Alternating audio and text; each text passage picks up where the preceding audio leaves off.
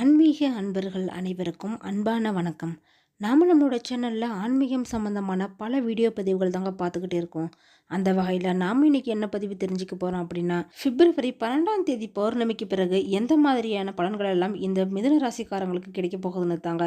இது கூடவே பௌர்ணமி பற்றியும் கொஞ்சம் பார்க்கலாங்க. ஸோ வீடியோவை ஸ்கிப் பண்ணாமல் முழுசாக பார்த்து பயன்பெறுங்க. பொதுவாகவே பார்த்தீங்கன்னா பௌர்ணமி அப்படின்னு சொன்னாலே அது ரொம்பவே விசேஷமானதாக தாங்க இருக்குது. அதில் இந்த மாதத்தில் வரக்கூடிய பௌர்ணமியும் அதே மாதிரி தான் விசேஷமானதாக இருக்குதுங்க. பௌர்ணமியில் கிட்டத்தட்ட 108 வகைகள் இருக்கதாகவும் அதோட தன்மைக்கேற்ப தான் பல விரத வழிபாட்டு முறைகள் இருக்குது அப்படின்னு நம்மளோட முன்னோர்கள் சொல்லியிருக்காங்க. இந்த பௌர்ணமி நாளானது பகலில் தொடங்கி இரவுல முடியுங்க. இல்லைன்னா பாதி பகல் பாதி இரவாகவும் அமைக்கும். அப்படியும் இல்லைன்னா இரவுல தொடங்கி பகலில் முடியும். இப்படின்னு பலவிதமான பௌர்ணமிகள் இருக்குதுங்க.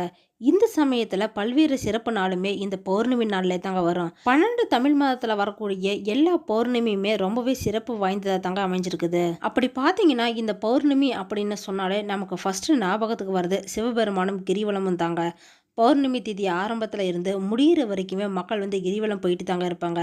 இந்த மாதிரி மாதம் மாதம் கிரிவலம் போகிறவங்களோட கஷ்டம், கடன், துன்பம், தீரா நோய், திருமண தடை, குழந்தை பாக்கியம் இப்படின்னு அவங்களுக்கு என்ன தேவையோ அதை நினச்சி தாங்க பிரார்த்தனை செஞ்சுக்கிட்டே கிரிவலம் போகிறது வழக்கமாக வச்சுருக்காங்க.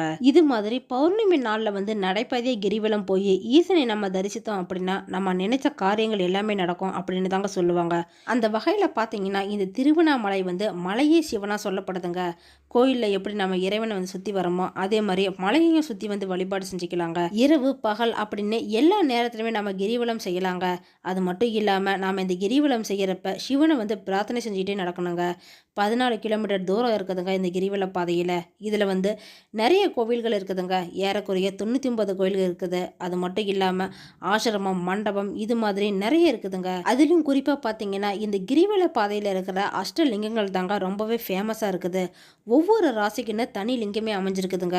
12 ராசிக்கு 8 லிங்கங்கள் என அமைஞ்சிருக்குதுங்க. அப்படி பார்த்தீங்கன்னா இந்த மிதுன ராசிக்காரங்களுக்குன்னு அமைஞ்சிருக்கிற லிங்கம் தாங்க இந்த ஈசானிய லிங்கம். இந்த ஈசானிய லிங்கம் இந்த கிரிவல பாதையில் கடைசி அமைஞ்சிருக்கிற லிங்கங்க.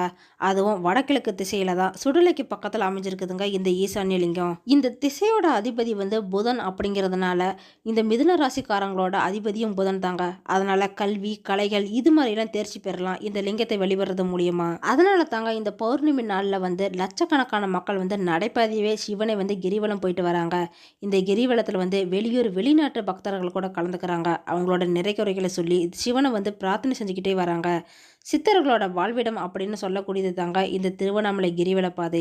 அதனால் பார்த்தீங்கன்னா இந்த பௌர்ணமி அன்னைக்கு நாம் கிரிவலம் செய்கிறது மூலிமா சிவபெருமானோட அருள் மட்டும் இல்லாமல் சித்தர்களோட அருள் கூட கிடைக்குங்க நமக்கு. இந்த பௌர்ணமி நாளில் கிரிவலம் போகிறது திருவண்ணாமலையை தவிர மற்ற எல்லா மலையிலையுமே கிரிவலம் போகலாங்க. உதாரணமாக பார்த்தீங்கன்னா பழனி, திருப்பரங்குன்றம், திண்டுக்கல், ரத்னகிரி, வள்ளிமலை, பருவதமலை இப்படின்னு நிறைய மலைகளில் கிரிவலம் போகிற வழக்கம் இன்னைக்குமே நடைமுறையில் தாங்க இருந்துகிட்டு இருக்குது. இது மாதிரி எங்கெல்லாம் மலை இருக்குதோ மலை மீது கோவில் இருக்குதோ அதை நம்ம முழுவதுமாக சுற்றி இறைவனை நம்ம வழிபட்டோம் அப்படின்னா திருவண்ணாமலையில் கிரிவலம் போயிட்டு வந்த பலனை அடைய முடியுங்க. இந்த பௌர்ணமி அப்படிங்கிறது முழு நிலவும் வானத்தில் பிரகாசமாக இருக்கக்கூடிய அற்புதமான நாள் தாங்க. இந்த நாளில் நல்ல அதிர்வலைகள் ஏற்பட்டும். அப்பேற்பட்ட சக்தி மிக்க இந்த நாளில் தேவி வழிபாடு செய்கிறது மூலயமா தீய சக்திக்கிட்டமிருந்து நம்ம காத்துக்கலாங்க. இது மட்டும் இல்லாமல் அம்மன் கோவிலுக்கு அன்னைக்கு போயிட்டு பௌர்ணமி நாளில் வழிபாடு செஞ்சோம் அப்படின்னா நம்ம வாழ்க்கையில் இதுவரைக்கும் பட்ட கஷ்டங்கள் எல்லாமே தீர்ந்துடுங்க. அதே மாதிரி நம்ம வீட்டில் விளக்கேற்றி வச்சு லலிதா சகஸ்ரநாமம் சொல்லி கூட வழிபாடு செஞ்சுக்கலாங்க. இப்படி செய்கிறது மூலயமா பார்த்தீங்கன்னா வீடு, மனை இதெல்லாம் வாங்குறதுக்கான பாக்கியம் நமக்கு கிடைக்குங்க. ஒவ்வொரு பௌர்ணமி அன்னைக்குமே மாலையில் சந்திரன் தோன்ற நேரத்தில் நம்ம வீட்டில் சர்க்கரை பொங்கல் நெய்வேத்தியமாக செஞ்சு அம்பாளை வணங்கலாங்க. அது ரொம்பவே விசேஷமானதாக இருக்கும். இப்படி ஒவ்வொரு மாதமும் வரக்கூடிய பௌர்ணமி அன்னைக்கு நம்ம குலதெய்வ வழிபாடு செய்கிறது ரொம்பவே முக்கியமானதாக இருக்குங்க. இந்த நாளில் குலதெய்வ கோயிலுக்கு போய் நம்ம வழிபட்டோம் அப்படின்னா நமக்கு நிறைய நன்மைகள் கிடைக்கும். நாம் செய்கிற வழிபாட்டால் நம்முடைய அடுத்த தலைமுறையை காக்கிற வகையில் தாங்க அமைஞ்சிருக்கும். அப்படி பார்த்தீங்கன்னா இந்த வீடியோ பார்க்குற நீங்கள் யாரெல்லாம் மாதம் மாதம் பௌர்ணமி அன்னைக்கு குலதெய்வ கோயிலுக்கு போயிட்டு வழிபாடு செய்கிறீங்க அப்படின்னு கமெண்ட் பாக்ஸில் சொல்லுங்கள். கூடவே உங்களோட குலதெய்வ பேர் என்ன அப்படின்னு மென்ஷன் பண்ணுங்கள். குலதெய்வத்தை பிடிக்கும் அப்படின்னா ஒரு லைக்கும் பண்ணிவிடுங்க. இவ்வளவு சிறப்பு வாய்ந்த இந்த பௌர்ணமிக்கு பிறகு மிதுன ராசிக்காரங்களுக்கு எந்த மாதிரியான பலனெல்லாம் கிடைக்க போகுது அப்படின்னு இப்போ தொடர்ந்து பார்க்கலாங்க. இந்த மிதுன ராசிக்காரங்களை பொறுத்த வரைக்கும் பார்த்தீங்கன்னா இந்த பிப்ரவரி மாதம் சில நல்ல மாற்றங்கள் தரக்கூடிய வகையில் தாங்க உங்களுக்கு அமைஞ்சிருக்குது. அதுவும் சந்தோஷத்தை தரக்கூடிய மாற்றங்களாக தாங்க இருக்க போகுது. எதனால் அப்படின்னு பார்த்தீங்கன்னா 10ஆம் வீட்டு அதிபதியும் 12ஆம் வீட்டு அதிபதியுமான குரு சுக்கிரன் பரிவர்த்தனை யோகம் வந்து இருக்குதுங்க. அதனால பார்த்தீங்கன்னா உங்களுக்கு வந்து வளர்ச்சியை தரக்கூடிய வகையில் தான் அமைஞ்சிருக்குது. திடீர்னு வெளிநாட்டுக்கு போகக்கூடிய வாய்ப்பெல்லாம் கூட உங்களுக்கு உண்டாகுங்க. சந்தோஷமான அனுபவங்களாக தான் இருக்க போகுது. உங்களோட தொழில் ரீதியான எதிரிகளை வெல்லக்கூடிய ஆற்றல் கூட உங்களுக்கு கிடைக்கக்கூடிய மாதமாக தாங்க இது அமைஞ்சிருக்குது. 5ஆம் வீட்டு அதிபதியான சுக்கிரன் வந்து உச்சபலமாக இருக்கிறதுனால ரொம்பவே விசேஷம் தாங்க. அதனால் பார்த்தீங்கன்னா உங்களுக்கு வந்து பூர்வ புண்ணிய பலத்தின் காரணமாக உங்களோட குடும்பத்தில் வந்து சுப நிகழ்ச்சிகள் ஏதாவது நடத்துறதுக்கான வாய்ப்பு வந்து இருக்குதுங்க. அதுக்கான பேச்சுவார்த்தையெல்லாம் ஏற்படும். வளகாப்பு, கல்யாணம், இல்லைன்னா காது குத்து, வீடு குடி போகிறது, இது மாதிரியான சுப நிகழ்ச்சிகள் நடத்தலாங்க. குடும்பத்தில் வந்து பிரச்சனை இருக்குது, அப்பா அம்மாக்குள்ள பிரச்சனை, இல்லைன்னா ஒய்ஃபுக்கும் எனக்கும் பிரச்சனை இருக்குது, இது எல்லாம் வந்து எப்போ தீர்க்க போகுது, என்ன வழி அப்படின்னு கேட்பீங்க. இது எல்லாமே இப்போ வந்து மாறப்போகுதுங்க உங்களுக்கு. அதுக்கெல்லாம் நீங்கள் கொஞ்சம் நிதானமாக இருந்தாலே போதுங்க. அதுக்கு கொஞ்சம் பழகிக்கோங்க. ஏன்னா நீங்கள் வந்து பதட்டத்தில் வேலையை செய்கிறீங்க. அதனால தான் இந்த பதட்டம் வந்து குறைச்சாலே பாதி பிரச்சனை எல்லாமே சால்வ் ஆகிடுங்க. ராசிக்குள்ளே வந்து செவ்வாய் வந்து உட்கார்ந்துருக்கிறாருங்க. அதுவும் பார்த்தீங்கன்னா செவ்வாய் வந்து வக்கர கதியில் வந்து வக்கர நிவர்த்தி ஆகிறாரு. அதன் மூலிமா உங்களுக்கு நன்மைகள் ஏற்படுறதுக்கான வாய்ப்பு கூட இருக்குதுங்க. ஏன்னா ஜனவரி 21ஆம் தேதியிலிருந்தே உங்களோட ராசியில் வந்து செவ்வாய் இருக்கிறாருங்க. அதனால பதட்டத்தை குறைச்சிக்க முயற்சி பண்ணிக்கோங்க. ஆரோக்கிய விஷயத்தை பொறுத்த வரைக்கும் பார்த்தீங்கன்னா இந்த மாதம் வந்து எந்த ஒரு பாதிப்பும் வராதுங்க. அதே சமயத்தில் திடீர் யோகமாக சொந்த வீடு வாங்குறதுக்கான யோகம் கூட வருதுங்க. நிலம் சார்ந்த முதலீடு இதெல்லாமே இருக்குங்க. கூட வேலை செய்கிறவங்க ஏதாவது தப்பு செஞ்சால் அவங்கக்கிட்ட கொஞ்சம் கோபமாக பேசுவீங்க. உங்களோட வேலை டென்ஷனை எல்லாமே அவங்கக்கிட்ட காட்டிடுவீங்க. இது எல்லாத்தையும் கொஞ்சம் குறைச்சிக்கோங்க. ஆனால் மாதம் முழுசாக உங்களுக்கு சப்போர்ட்டாக இந்த குருவும் சுக்கிரனும் தாங்க இருக்க போகிறாங்க. ராசிநாதனான புதன் வந்து இந்த மாதம் 9ஆம் இடத்துக்கு போகிறாரு. 11ஆம் தேதி அன்னைக்கு, அதுக்கப்புறமா பார்த்தீங்கன்னா 27ஆம் தேதி 10ஆம் இடத்துக்கு போகிறாருங்க.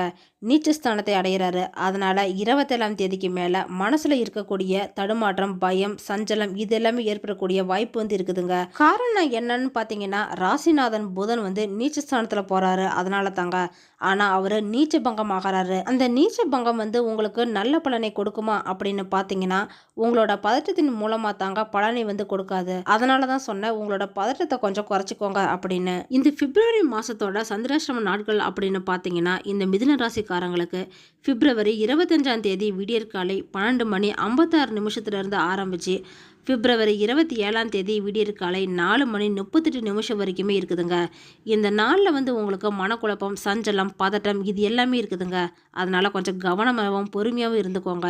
ஏற்கனவே செவ்வாய் வந்து அப்படித்தாங்க இருக்கிறாரு. இதில் பத்தாததுக்கு வார்த்தையில குழப்பத்தை ஏற்படுத்தக்கூடிய வகையிலும் தாங்க அமைஞ்சிருக்கிறாரு. ஏன்னா அந்த 8ஆம் இடத்துல சந்திரன் மட்டும்தாங்க அந்த நாட்கள் எல்லாமே இருக்க போறாரு. ஆனாலும் குரு பார்வை வந்து இருக்கிறதுனால வருமானத்துக்கு எந்த ஒரு குறையுமே இருக்காதுங்க. இந்த மாசத்தை பொறுத்த வரைக்கும் பார்த்தீங்கன்னா இந்த உத்தியோகத்தில் இருக்கிறவங்களுக்கு இடமாற்றம் ஏற்படுங்க. வீடு மாற்றம் ஏற்படுறதுக்கான வாய்ப்பு கூட இருக்குது. கடல் கடந்த பயணம்லாம் ஆகிறதுக்கான சூழ்நிலை கூட உருவாகுங்க. திடீர்னு நீங்கள் ட்ராவல் பண்ண வேண்டிய சூழ்நிலையெல்லாம் ஏற்படும் அடிக்கடி. இது வந்து குடும்பத்தில் சந்தோஷத்தை உங்களுக்கு கொடுத்தாலுமே கூட உங்களோட உடல்நிலையில் வந்து கொஞ்சம் சோர்வத்தாங்க கொடுக்க போகுது. அதனால் உடம்பு கொஞ்சம் கவனமாக பார்த்துக்கிறது உங்களுக்கு நல்லதுங்க. 4ஆம் இடத்துல செவ்வாய் பார்வை இருக்கிறதுனால வயிறு சம்பந்தமான அஜீரண கோளாறுகள், அல்சர் வரதுக்கான வாய்ப்பு கூட இருக்குதுங்க. ஏன்னா அடுத்து வந்து சனி 10ஆம் இடத்துக்கு போயிட்டு 4ஆம் இடத்தை பார்க்குறாருங்க. குரு பார்வை இருக்கிறதுனால மே மாதம் வரைக்கும் எந்த ஒரு பிரச்சனையும் உங்களுக்கு வராதுங்க. அதுக்கான சிம்டம்ஸ் மட்டும்தாங்க இருக்கும். இந்த மாதத்தை பொறுத்த வரைக்கும் பாக்கிய சனி உங்களுக்கு தடைகளை வந்து போக்கி பாக்கியத்தை வந்து கொடுக்கக்கூடிய வகையில் தாங்க அமைஞ்சிருக்கிறாரு. காரிய வெற்றிகள் எல்லாமே உண்டாகும். கோர்ட்டு கேஸ் சம்பந்தமான வழக்குகள் இருந்ததுன்னா அதிலெல்லாம் வெற்றி கிடைக்குங்க.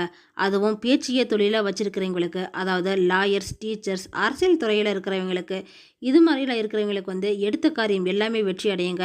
நல்ல ஒரு பதவி உயர்வு கூட கிடைக்கும். இந்த மிதுன ராசிக்காரங்களுக்கு வந்து இந்த மாதம் பணப்புழக்கம் இருக்குதுங்க. ஆனால் அதை வந்து நீங்கள் அதிகமாக செலவு செய்யாமல் பார்த்துக்கணும். ஏன்னா 2ஆம் வீட்டு அதிபதியான சந்திரன் வந்து இந்த மாதம் ஆரம்பத்திலேயே 9ஆம் இடத்துல சனியோடு சேர்ந்து பயணத்தை வந்து துவங்கினதுனால தாங்க குடும்பத்தில் வந்து செலவுகளை வந்து ஜாஸ்தியாகிறதுக்கான வாய்ப்பு இருக்குது. இந்த மிதுன ராசியில் பிறந்த ஸ்டூடெண்ட்டுக்கு பார்த்தீங்கன்னா ஸ்கூல் ஸ்டூடெண்ட் இல்லைன்னா காலேஜ் ஸ்டூடெண்ட்டுக்கு வந்து அறிவு ஆற்றல் அதிகமாகிற வாய்ப்பு இருக்குதுங்க. அதே சமயத்தில் படிப்பில் நீங்கள் கொஞ்சம் உச்சத்தை தொடரக்கூடிய வாய்ப்பு கூட இருக்குது. இதுவே கடல் கடந்து படிக்கிறீங்க அப்படின்னா இன்னுமே விசேஷமான பலன்கள் எல்லாம் இருக்குதுங்க. கலைத்துறையை சார்ந்தவங்களுக்கு ஏற்றம் தரக்கூடிய மாதமாக தாங்க அமைஞ்சிருக்குது. குடும்பம் சார்ந்த விஷயத்தில் பார்த்தீங்கன்னா குடும்ப தலைவிகளுக்கு வந்து வெளியூர் பயணம் ஏற்படுறதுக்கான வாய்ப்பு இருக்குதுங்க. எங்கேயாவது வெளியில் ஃபேமிலியோடு போயிட்டு வருவீங்க. சுய தொழில் இல்லைன்னா கான்ட்ராக்ட் எடுத்து வேலை செய்யக்கூடியவங்களுக்கு எல்லாமே கொஞ்சம் தடுமாற்றம் இருக்குங்க. வருமானம் வந்து குறையறதுக்கான வாய்ப்பு கூட இருக்குது. காரணம் என்ன அப்படின்னு பார்த்தீங்கன்னா சூரியன் வந்து சனியோடு சேர போறாருங்க. அதனால தான் சின்ன சின்ன தடைகள் கூட நீங்கள் வெற்றி அடையிறதுக்காக இந்த மாதம் வந்து பரிகாரமாக, அதுவும் குறிப்பாக பணத்தை அதிகமாக்கிக்க என்ன பண்ணணும் அப்படின்னு பார்த்தீங்கன்னா நின்ற கோலத்தில் இருக்கக்கூடிய பெருமாளை வழிபாடு செய்யுங்க, நல்லது நடக்கும். பணப்புழக்கம் ஏற்படுங்க. உங்களோட வேலையில் சுறுசுறுப்பை கொடுப்பாரு. அதே சமயத்தில் பார்த்தீங்கன்னா பதற்றத்தை குறைத்து நிதானத்தையும் கொடுப்பாருங்க. ஓகே ஃப்ரெண்ட்ஸ், இந்த வீடியோ பதிவு உங்களுக்கு பயனுள்ளதாக இருக்கும் அப்படின்னு நினைக்கிறேன். அடுத்தடுத்து நம்ம சேனலில் ஆன்மீகம் சம்பந்தமான பல வீடியோ பதிவுகள் தாங்க வரப்போகுது. ஸோ நம்ம சேனலை நீங்கள் இப்போ தான் ஃபஸ்ட் டைம் பார்க்குறீங்க அப்படின்னா சப்ஸ்கிரைப் பண்ணி வச்சுக்கோங்க. கூடவே பெல் ஐக்கனையும் கிளிக் பண்ணி வச்சுக்கோங்க. அப்போ தான் நாங்கள் போடுற வீடியோ பதிவு உங்களுக்கு உடனே கிடைக்கும். இந்த வீடியோ உங்களுக்கு பிடிச்சிருந்தா லைக் பண்ணுங்க, ஷேர் பண்ணுங்க, கமெண்ட் பண்ணுங்க. அதோட உங்கள் ஃப்ரெண்ட்ஸ் அண்ட் ஃபேமிலிக்கும் ஷேர் பண்ணுங்க. அவங்களும் இந்த வீடியோ பதிவை பார்த்து பயன்பெறட்டும். மற்றொரு ஆன்மீக தகவல் வீடியோவோடு உங்களை சந்திக்கிறேன். ஆன்மீக அன்பர்களான உங்களுக்கு நன்றியும் வணக்கமும்.